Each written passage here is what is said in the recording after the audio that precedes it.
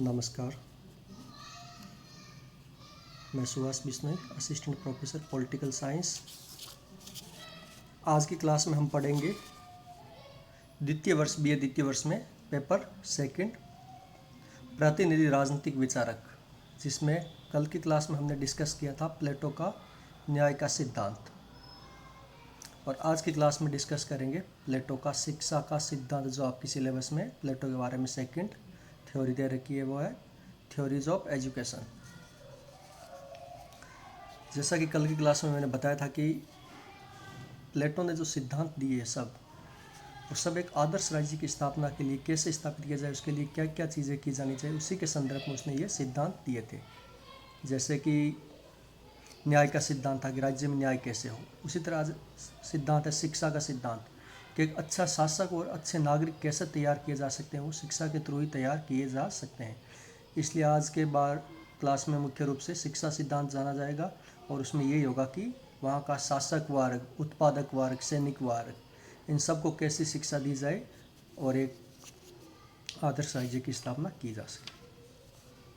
प्लेटो ने जो शिक्षा का सिद्धांत दिया, वो एक उस टाइम में बहुत ही क्रांतिकारी विचार था। जैसा कि बाद का एक विचारक था रूसो, उसने ये बोला था कि प्लेटो की जो पुस्तक थी दी रिपब्लिक, जिसमें इसने शिक्षा का सिद्धांत दिया, ये पुस्तक न केवल शिक्षा पर लिखी गई उत्कृष्ट बुक है, बल्कि एजुकेशन पर भी लिखी गई एक बहुत ही उन्माद स्तर की बुक है, जिसकी रचना आज से पहले कभी नहीं की गई ऐसी किताब।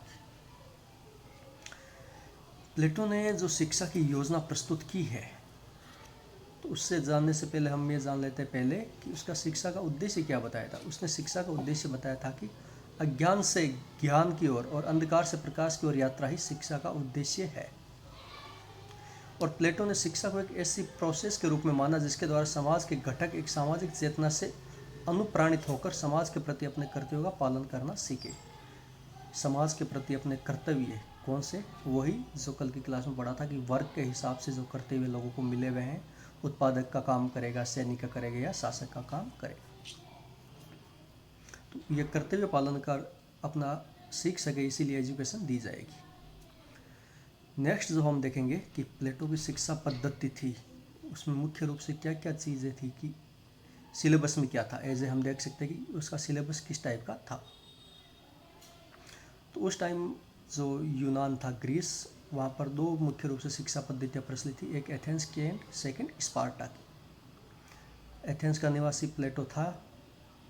पहले पेंशनवार आपने पढ़ा होगा कि स्पार्टा के साथ युद्ध हुआ, उसके साथ एथेंस की पराजय हुई थी।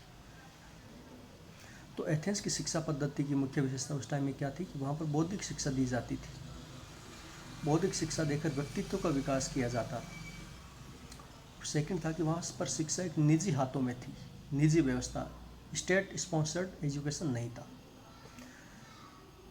सेकंड जो उस टाइम स्पार्टा की एजुकेशन सिस्टम था, वो वहाँ पर मुख्य रूप से शारीरिक शिक्षा दी जाती थी। शारीरिक शिक्षा एक अच्छा सैनिक वर्ग तैयार करने के लिए, जिससे कि स्पार्टा की रक्षा की जा सके। तो उससे क्या हुआ, शारीरिक शिक्षा से सोशल यूनियन हो सके नागरिकों का, इस प्रकार की शिक्षा दी जाती थी कि सामाजिक रूप से रह सके एक दूसरे के साथ, वैसी शिक्षा दी जाती थी। और वो पर शिक्षा थी राज्य नियंत्रित, और निर्देशन में शिक्षा दी जाती थी कि सिलेबस कैसा होगा, और सबको एजुकेशन प्राप्त करनी कंपलसरी थी वहाँ पर।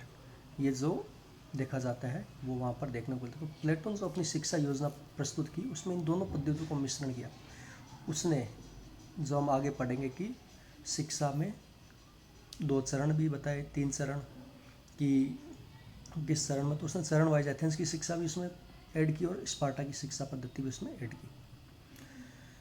प्लेटो ने यह बोला कि शिक्षा व्यक्तित्व और राष्ट्र दोनों के विकास का माध्यम होगा। व्यक्तित्व का बौद्धिक शिक्षा से, और राष्ट्र का बौद्धिक और शारीरिक शिक्षा दोनों से होगा।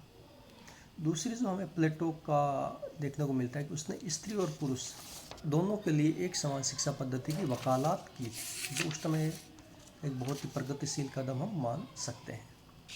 अब हम नेक्स्ट देखेंगे कि प्लेटो की शिक्षा पद्धति किस टाइप की थी। शिक्षा पद्धति 3 चरण वाली थी, या 3 स्तर वाली थी उस टाइम, जो प्लेटो ने योजना प्रस्तुत की। उसमें सबसे पहले जो चरण था वो है बालक की जन्म से लेकर 20 वर्ष की आयु तक। इस चरण में क्या होता था, प्रत्येक व्यक्ति के लिए ये शिक्षा प्राप्त करना अनिवार्य था। इवन लेडीज़, महिलाओं के लिए भी ये ज़रूरी था।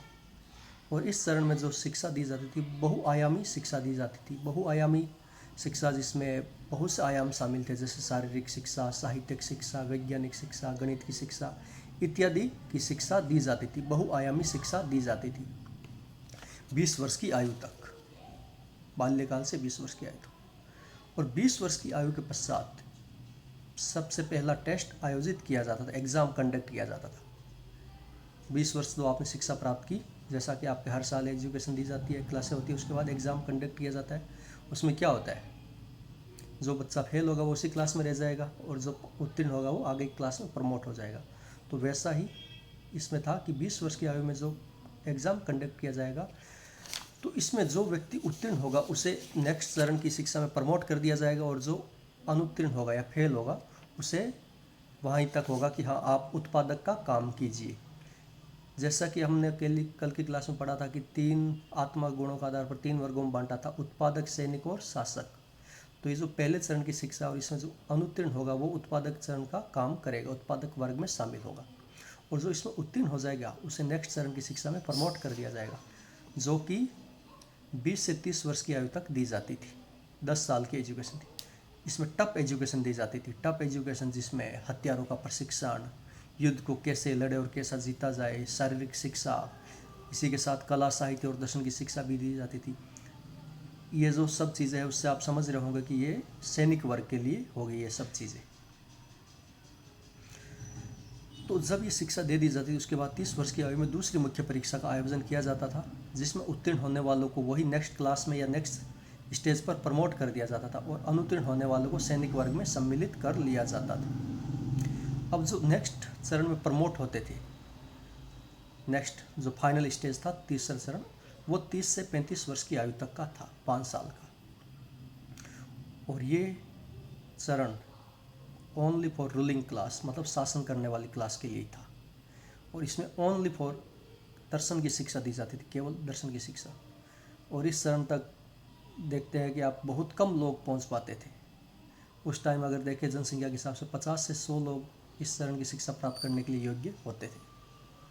इसे आप वर्तमान संदर्भ में भारतीय प्रशासनिक सेवा में समझ सकते हो, जहाँ पर पूरे एजुकेशन सिस्टम से जो बेस्ट होते हैं उनको चुना जाता है। वैसा ही उस टाइम आप समझ सकते हो कि उस एजुकेशन सिस्टम में जो बेस्ट लोग होते थे वही वहाँ तक पहुँच पाते थे। और उन्हें बाद में क्या दिया जाता था, वो चरण उत्तीर्ण करने के बाद जॉब ऑफ पावर, शक्ति का कार्य, अर्थात जॉब ऑफ पावर किसका होता है, शासक वर्ग का ही होता है। और इस चरण की शिक्षा उत्तीर्ण करने के बाद रूलिंग क्लास में व्यक्ति शामिल हो जाते थे कि हाँ, रूलिंग क्लास में आप इंक्लूड हो।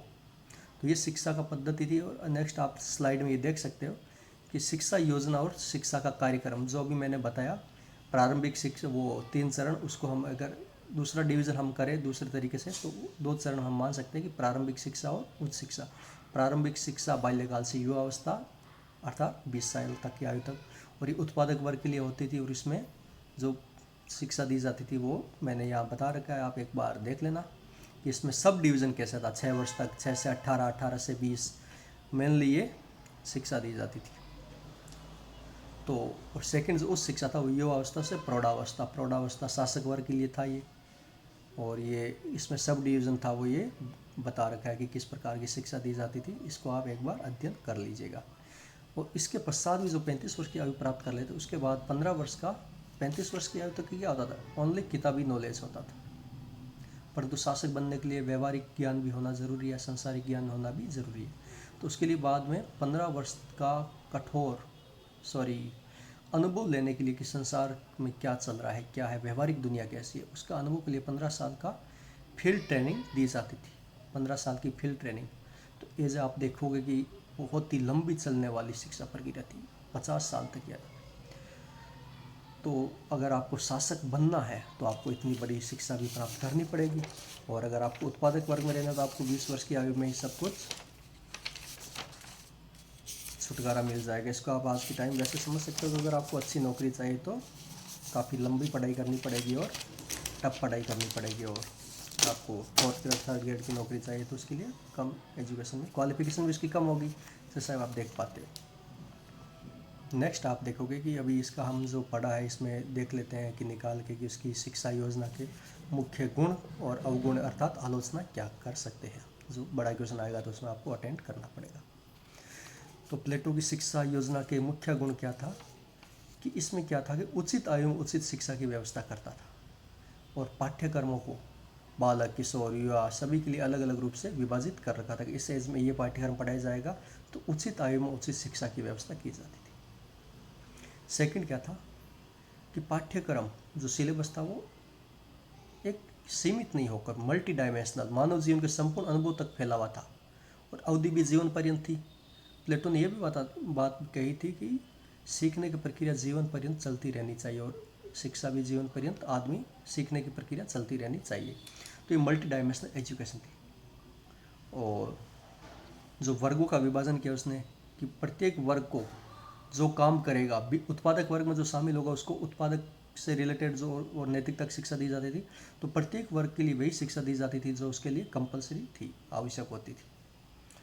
सेकंड, इसने ये भी बात की थी संगीत का भी सदुपयोग क्या था। संगीत का सदुपयोग और दुरुपयोग दोनों चीज़ें हो सकती है और सदुपयोग व्यक्ति को नैतिकता के शिखर पर पहुंचा सकता है और इसलिए आज के टाइम आप देखोगे कि संगीत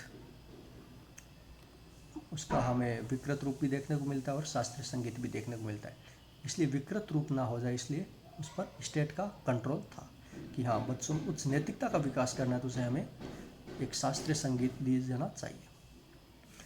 जो सबसे बड़ी बात थी उसकी शिक्षा योजना में वो थी कि वहाँ स्त्री और पुरुषों में समानता के साथ शिक्षा दी जाती थी बिना भेदभाव रहित।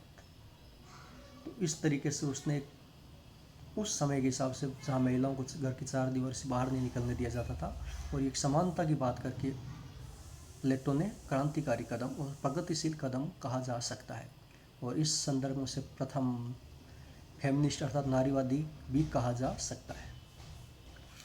नेक्स्ट इसका जो गुण था मुख्य वो था कि इसका उद्देश्य क्या था, शरीर और मस्तिष्क दोनों का विकास करना था, शारीरिक और मानसिक। शरीर कठोर शारीरिक शिक्षा भी दी जाती थी जिससे कि संकट की घड़ी के समय राज्य की रक्षा की जा सके और मानसिक अर्थात मस्तिष्क जिसमें उच्च दर्शन की शिक्षा प्राप्त की जा सकती। और जो शासक वर्ग जो आप देखोगे 35 वर्ष की आयु तक जो शिक्षा प्राप्त कर ले तो वो शासक वर्ग में शामिल होता है, उसके लिए उस शिक्षा प्राप्त करना एक तरीके से कंपलसरी तो था ही क्योंकि वो शासक वही बनेगा जो 35 साल की आयु। तो इतना अगर कोई व्यक्ति शिक्षा प्राप्त कर लेगा, दर्शन की शिक्षा प्राप्त कर लेगा, तो वो क्या करेगा, एक नैतिक आदर्श या आदर्श राज्य की स्थापना में बहुत ही ज़्यादा सहायक होगी। वो उसका नैतिकता का स्तर इतना ऊंचा हो जाएगा कि वो भ्रष्टाचार में संलिप्त भी नहीं होगा। दूसरा, प्लेटो ने भ्रष्टाचार को शासक को भ्रष्टाचार से दूर रखने के लिए दूसरे भी उपाय बताए जो जब हम नेक्स्ट आपकी क्लास में पढ़ेंगे साम्यवाद का सिद्धांत, तो उसकी फैमिली और प्रॉपर्टी भी नहीं होगी। तो और दूसरा, उसको शिक्षा का इतना ऊंचा स्तर दे दिया जाएगा कि वो भ्रष्ट हो ही नहीं सकता और एक आदर्श राज्य की स्थापना कर सकते हैं। ये प्लेटो की जो शिक्षा योजना है उसके मुख्य गुण ये देख सकते हैं।